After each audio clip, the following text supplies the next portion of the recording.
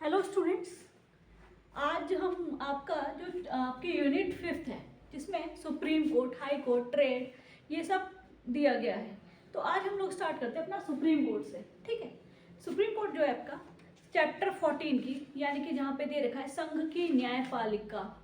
ठीक है, यानी कि द यूनियन जुडिशरी। ठीक है, चैप्टर 14 आपका, सॉरी चैप्टर 4 आपका है, नॉट 14। ठीक है, चैप्टर 4 है। चैप्टर 4 में आपके संघ की न्यायपालिका दे रखी है। उसमें आर्टिकल 124 में सुप्रीम कोर्ट का एस्टैब्लिशमेंट दे रखा है। ठीक है, एस्टैब्लिशमेंट दे रखा है। उनकी जजेस की क्या ड्यूटीज रहेंगे, जजेस कैसे अपॉइंट होंगे, कौन अपॉइंट करेगा, किसके थ्रू ओथ लेंगे, क्या एज उनका रहेगा कि लास्ट वो जॉब कब तक कर सकते हैं। तो अभी हम लोग पढ़ते चलो। ठीक है, आर्टिकल 124 में क्या कहा गया है कि भारत का एक उच्चतम न्यायालय होगा। ठीक है, जो भारत के मुख्य न्यायमूर्ति और जब तक संसद विधि द्वारा अधिक संख्या विहित नहीं करती है तब तक 7। ठीक है, एट प्रेजेंट जो ये लास्ट था वो 7 थे। एट प्रेजेंट वहाँ पे 33 अबव जजेस हैं सुप्रीम कोर्ट में। जो प्रॉपर जो कोर्ट सुप्रीम कोर्ट जजेस की रहती है इस टाइम में प्रॉपर वो चल रही है। ठीक है, और एक से अनधिक अन्य न्यायाधीशों से मिलकर बनेगा। ठीक है, बता दिया है कि आपको पता ही होगा कि एक ही पूरा इंडिया का सुप्रीम कोर्ट है जो दिल्ली में है। ठीक है, जजेस की बात की जाए तो एट प्रेजेंट 33 से अबव ही हैं। ठीक है, उसके बाद उन सब से मिलके सुप्रीम कोर्ट बनेगा, यानी कि वो 33 जजेस से आपका सुप्रीम कोर्ट। ठीक है, फिर आपका एज की बात आ जाती है कि इनका जो एज रहेगा। ठीक है, एज क्या रहेगी, आपकी एज रहेगी 65। ठीक है, एक चीज याद रखिएगा, आपसे सीधे आर्टिकल नंबर पूछ लिया जाएगा। ठीक है, 124 प्लस जजेस की एज, कि सुप्रीम कोर्ट का जज की एज क्या रहेगी। तो क्या है एज 65। क्या बोला गया यहाँ पे। ठीक है, राष्ट्रपति अपने हस्ताक्षर और मुद्रा सहित अधिपत्र द्वारा उच्चतम न्यायालय के प्रत्येक न्यायाधीश को नियुक्त करेगा और वह न्यायाधीश तब तक प्रदान करेगा जब तक वह 65 वर्ष की आयु प्राप्त नहीं कर लेता है। ठीक है, कब तक वो अपने पद पे रहेगा, कब तक डेजिग्नेशन पे रहेगा, 65। ठीक है, ये याद करके चलेंगे कि जो एज रहेगी सुप्रीम कोर्ट के जज की 65। ओके, तो फिर हम आ जाते हैं क्लॉज 3 के। ठीक है, आपका प्रोवाइजो के ए पे आ जाते हैं। क्या कहता है, कोई न्यायाधीश राष्ट्रपति को संबोधित अपने हस्ताक्षर सहित लेख द्वारा अपना पद त्याग सकते। रेजिग्नेशन किसको देंगे, रेजिग्नेशन की बात आ गई है कि अगर रिजाइन करते हैं तो किसको करेंगे, प्रेसिडेंट को। ठीक है, प्रेसिडेंट को रिजाइन करेंगे। फिर क्या कह रहा है, किसी न्यायाधीश को खंड 4 की उल्लंघित रीति से पद से हटाया जा सकेगा। ठीक है, मान लीजिए कहीं गिल्टी पाए गए या कॉन्स्टिट्यूशन की वायलेशन करा है, कॉन्स्टिट्यूशन के किसी राइट का वायलेशन करा है तो वहाँ भी इनको हटाया जा सकता है, या किसी भी प्रकार का उन्होंने वायलेशन करा है तो वहाँ जजेस को हटाया जा सकता है। ठीक है, 2K क्या कहता है, उच्चतम न्यायालय के न्यायाधीश की आयु ऐसे प्राधिकारी द्वारा और ऐसी रीति से निर्धारित की जाएगी जिसका संसद विधि द्वारा उपबंध करे। ठीक है, अब जो बात आ रही है एज की, कि इनकी एज कौन डिसाइड करता है, तो वो पार्लियामेंट के द्वारा जो लॉ बनाया गया है उसके जो प्रोविजंस हैं उनके द्वारा इनकी एज डिसाइड की गई है कि सुप्रीम कोर्ट के जज की ये एज रहेगी, हाई कोर्ट के जज की ये एज रहेगी। ठीक है, फिर क्या बात आती है कि कोई व्यक्ति उच्चतम न्यायालय के न्यायाधीश के रूप में नियुक्ति के लिए तभी अर्हित होगा जब वह भारत का नागरिक है। ओके, अब इनकी क्वालिफिकेशंस की बात आ गई है, तो कब क्वालिफाई रहेंगे, फर्स्ट कि सिटीजन ऑफ इंडिया, भारत का नागरिक होना जरूरी है। आपको याद होगा तो हमने जब प्रेसिडेंट पढ़ा था, गवर्नर पढ़ा था, तो वहाँ पहली क्वालिफिकेशन यही थी कि उनको भारत का नागरिक होना जरूरी है। तो यहाँ भी यही चीज़ है कि पहला वो भारत का नागरिक हो। ठीक है, उसके बाद एक क्या कहता है इनका कि किसी उच्च न्यायालय का या ऐसे 2 या अधिक न्यायालयों का लगातार कम से कम 5 वर्ष तक न्यायाधीश रहा हो। ठीक है, अब सुप्रीम कोर्ट के जज के अपॉइंट की बात आ गई है कि कौन हो सकता है, कम से कम 5 साल तक किसी अधिक 2 या अधिक न्यायालयों का, या लगातार 5 वर्ष तक कम। ठीक है, या तो हाई कोर्ट के जज या 2 या 2 से अधिक 2 और मोर कोर्ट्स का वो जज रहे हो, एज अ जज उन्होंने सर्व किया। ठीक है, फिर बहुत से स्टूडेंट्स ये कहते हैं कि प्रैक्टिस भी होती है, तो प्रैक्टिस के लिए भी आ जाते हैं। क्या कहते हैं प्रैक्टिस के लिए बोला गया है कि किसी उच्च न्यायालय का या ऐसे 2 या अधिक न्यायालयों का लगातार कम से कम 10 वर्ष तक अधिवक्ता रहा हो। क्या बोला गया है, किसी उच्च न्यायालय यानी हाईकोर्ट का या ऐसे 2 या अधिक न्यायालयों का लगातार कम से कम 10 वर्ष तक, यानी कि 10 वर्ष की प्रैक्टिस मानी गई उनकी, 10 ईयर्स की प्रैक्टिस, वो भी एक हाई कोर्ट या फिर 2 और मोर कोर्ट्स। ठीक है, ये याद रखेंगे। फिर सबसे इम्पोर्टेंट सी पॉइंट जो है इसका, जो आपके पेपर में भी पूछा जाता है कि क्या किसी विश्वविद्यालय के प्रिंसिपल विधि का यानी कि लॉ के जो कॉलेजेस हैं या यूनिवर्सिटीज़ हैं वहाँ के डीन या प्रिंसिपल को हम राष्ट्रपति सुप्रीम कोर्ट का जज बना सकते हैं। तो आपका आंसर रहेगा हाँ, क्योंकि यहाँ पे जो सी पॉइंट है वहाँ पे लिखा गया है कि राष्ट्रपति की राय में पारंगत विधि वेता है, यानी कि जूरिस्ट है, लॉ की नॉलेज रखता है। ठीक है, तो आपके क्वेश्चन सीधे सीधे आएगा। ठीक है, तो आप ये सी पॉइंट याद रखेंगे कि राष्ट्रपति की राय में पारंगत, ठीक, कि वो लॉ की नॉलेज रखता है, कोई जूरिस्ट है जिसने अपनी कुछ टिप्पणियाँ नोट्स या टिप्पणियाँ हिंदी में बोलते हैं आपको, ठीक है, या कोई बुक ऐसी पब्लिश की है उन्होंने बहुत अच्छे इस पे, या किसी केस में अपना एक एडवाइस दी है या कुछ टिप्पणी जिसे कहते हैं नोट्स दिए हैं। तो जी हाँ, तो ठीक है, याद रखेंगे ये सी पॉइंट मोस्ट इम्पॉर्टेंट है, पूछा जाता है। आपका जो क्वेश्चन आएगा वो उससे पहला आर्टिकल नंबर पूछ लिया जाएगा, दूसरा एज का हो जाता है, और तीसरा ये वाला कि कोई जूरिस्ट है जो प्रेसिडेंट की नॉलेज में है, उनको लॉ की पूरी नॉलेज है, क्या वो बन सकते हैं? जी हाँ, बन सकते हैं। ठीक है, फिर आते हैं क्लॉज 6 पे। क्या कहता है क्लॉज 6 कि ओथ कौन दिलाएगा? तो क्या बोला गया, उच्चतम न्यायालय का न्यायाधीश होने के लिए नियुक्त प्रत्येक व्यक्ति अपना पद ग्रहण करने से पहले राष्ट्रपति या उसके द्वारा नियमित नियुक्त व्यक्ति के समक्ष तीसरी अनुसूची यानी कि 3rd शेड्यूल में क्या दिया गया, ओथ एंड अफर्मेशन दी हुई है। इस प्रयोजन के लिए दिए गए प्रारूप के अनुसार शपथ लेगा और प्रतिज्ञान करेगा। ठीक है, ओथ की बात आ रही है कि ओथ कौन दिलाएगा, तो ओथ या तो उसे राष्ट्रपति दिलाएंगे या फिर राष्ट्रपति के द्वारा कोई व्यक्ति नियुक्त किया जाएगा जो उन्हें ओथ दिलाएगा। ठीक है, फिर आते हैं क्लॉज 7 पे। 7 क्या कह रहा है, कोई व्यक्ति जिसने उच्चतम न्यायालय के न्यायाधीश के रूप में पद धारण किया है भारत के राज्य क्षेत्र के भीतर किसी न्यायालय में या किसी प्राधिकारी के समक्ष अभिवर्चन का कार्य नहीं करेगा। ठीक है, ये आपका 7th क्लॉज क्या कहता है कि मान लीजिए कोई जज बन गए हैं, जज की डेजिग्नेशन में बैठ गए हैं, तो वो अगर प्लीडर थे या जो भी था, अब यहाँ पे जज बनने के बाद वो किसी भी प्रैक्टिस में,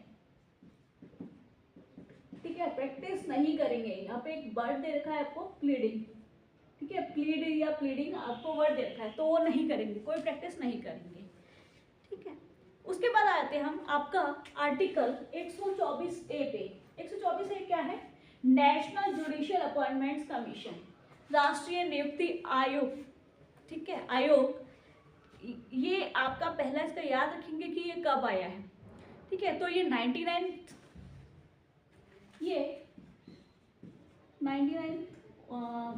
उसका है अमेंड से। ठीक है, यानी कि इससे पहले हमें नहीं लगा था कि एक आयोग होना चाहिए, कमीशन होना चाहिए जजेस की नियुक्ति के लिए, लेकिन जब ये चीज़ें महसूस हुई तो एक कमीशन बनाया गया जो 99 अमेंडमेंट के थ्रू आया है। आप इसका अमेंडमेंट नंबर याद रखेंगे, कब आया है, 2015 में। ठीक है, उसके बाद पढ़ लेते हैं कि इसमें क्या ये कमीशन काम करेगा, कौन मेंबर्स रहेंगे, तो देख लेते हैं। क्या बोल रहा है, राष्ट्रीय न्यायिक नियुक्ति आयोग के नाम से ज्ञात एक आयोग होगा जो निम्नलिखित मिलकर बनेगा। ठीक है, अब कौन कौन इसके मेंबर्स रहेंगे, ये चीज़ ध्यान रखिएगा, हो सकता है आपसे पेपर में पूछ लिया जाए। क्या बोला गया, भारत का एक मुख्य न्यायमूर्ति होगा, the chief justice of India chairperson. ठीक है, कौन इसका चेयरपर्सन रहेगा, CJI, chief justice of India. ठीक है, chief justice of India chairperson रहेंगे। और क्या बोला गया है आपका कि वो एक्स ऑफिशियो, ठीक है, एक्स ऑफिशियो मीन्स पर उनको डेजिग्नेशन दिया जाएगा।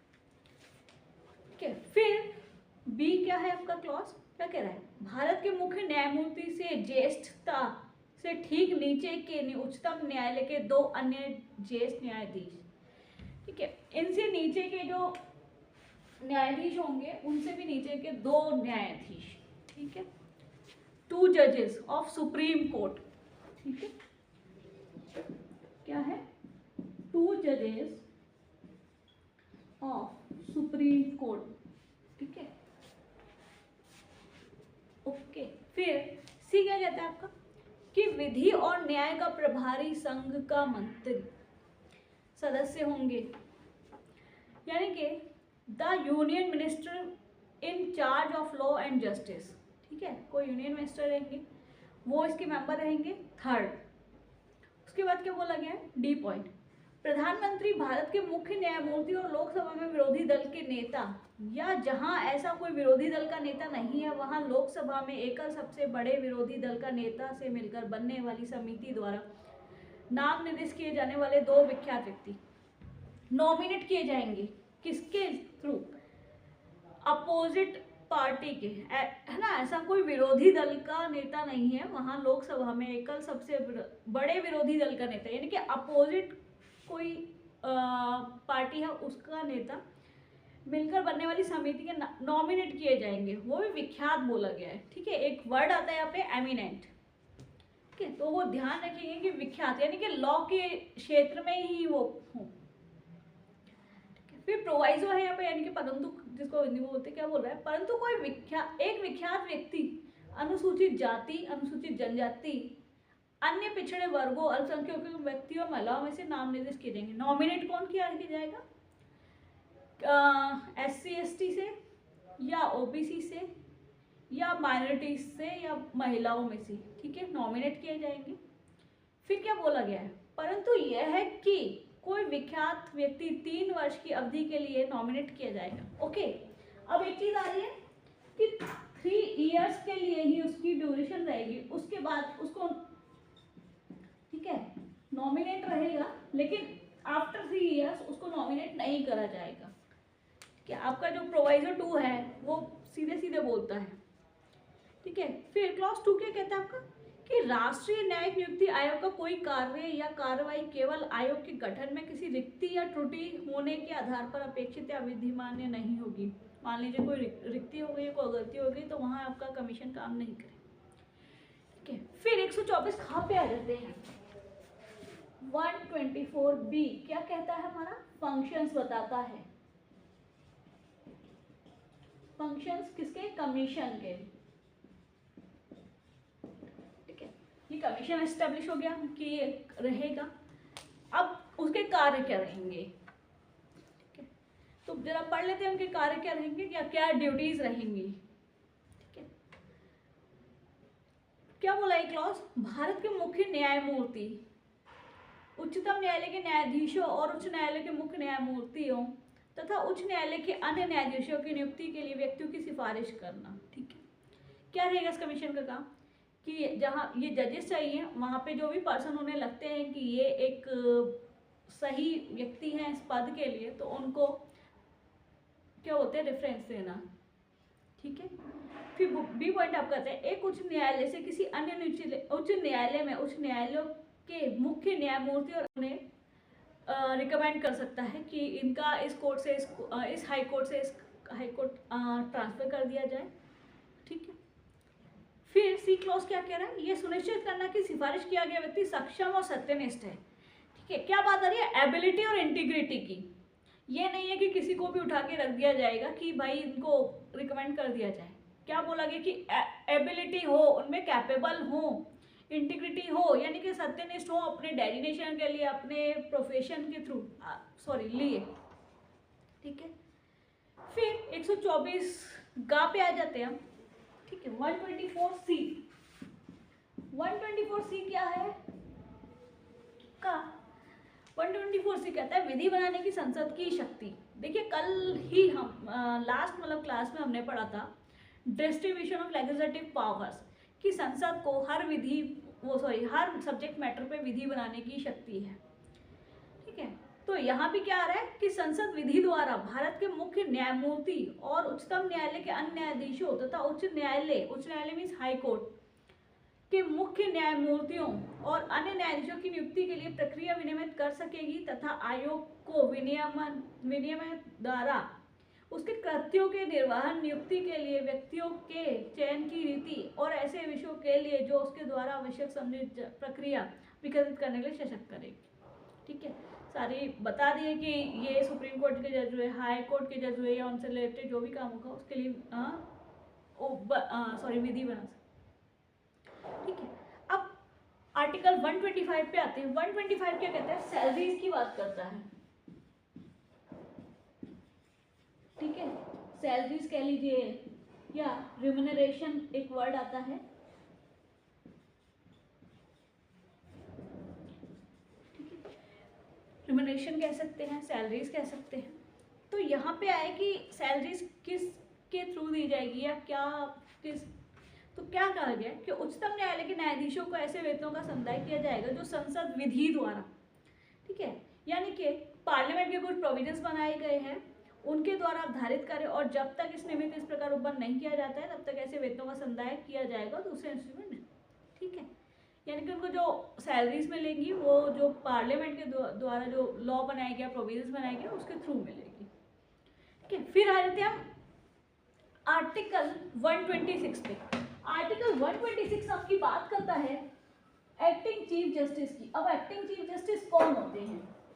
ठीक है, एक्टिंग चीफ जस्टिस वो होते हैं कि जो एट प्रेजेंट मान लीजिए कि किसी जज को उनको कुछ छुट्टी लेनी पड़ गई, ठीक है, उन्होंने कोई ऑफ लिया, छुट्टी ली किसी काम से, या फिर उनको हटा दिया गया, मतलब कुल मिला के बात ये कहेंगे कि उनकी जो पद है वो खाली है।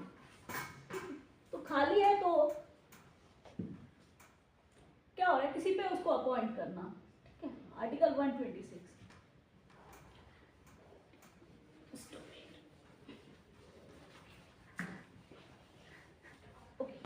ठीक है, 126 क्या कह रहा है आपका कि एक्टिंग चीफ जस्टिस, मुख्य न्यायमूर्ति की नियुक्ति, कार्यकारी,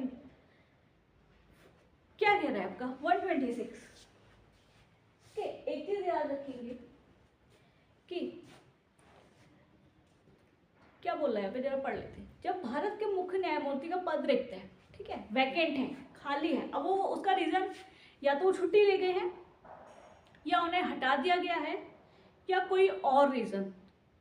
क्या कह रहा है, जब मुख्य न्यायमूर्ति अनुपस्थिति के कारण या अन्यथा अपने पद के कर्तव्य का पालन करने में असमर्थ है, ठीक है, यानी कि वो जिस डेजिग्नेशन पे थे उनकी जो ड्यूटीज थी, ठीक है, उनको कंप्लीट नहीं कर पाए, ठीक है, अपने जो कर्तव्य थे उनका पालन नहीं कर पाए ठीक से, तो उनको हटा दिया गया। तब न्यायालय के अन्य न्यायाधीशों में से ऐसा एक न्यायाधीश जिसे राष्ट्रपति इस प्रयोजन के लिए नियुक्त करे उस पद के कर्तव्य का पालन करेगा।